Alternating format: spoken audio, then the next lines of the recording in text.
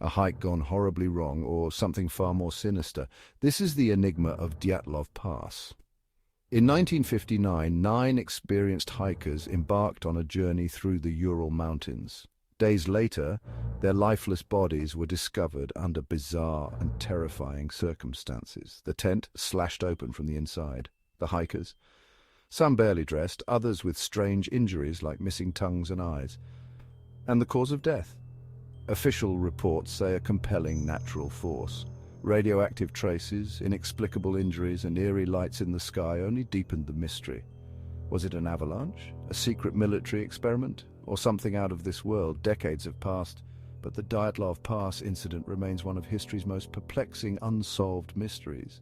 The more we uncover, the darker it gets. So what do you think happened on that fateful night? Share your theories in the comments and join us next time as we delve into another chilling mystery. Stay curious and stay safe.